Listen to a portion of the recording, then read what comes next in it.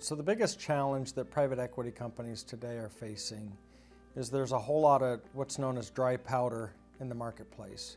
What that means is simply that a lot of private equity companies have a lot of cash and they're trying to put that cash to work. It doesn't do us any good or them any good to leave that money sitting and not invested in an industry.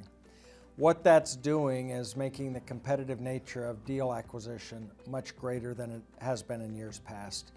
This has been going on really, it's kicked in the last 5 to 7 years is where you really see that ratcheting up. That makes the challenge of actually doing an acquisition greater than it has been in the past because the multiples are being driven up higher than they have been in years past.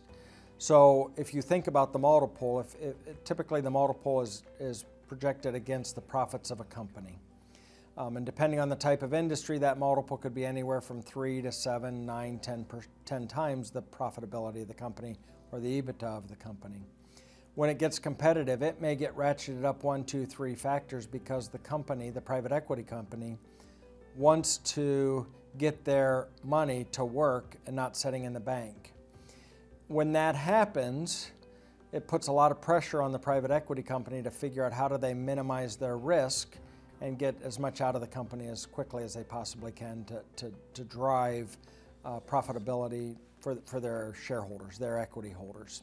The keys to focus on as you measure your business and to make sure that you're staying on track is the fact that you're staying true to who the company is and not stretching further than you really want to.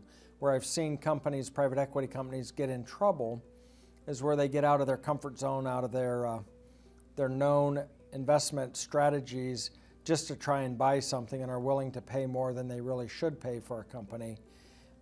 It truly gets into a risk that is not good for the investors typically and is not good for the private equity company in total.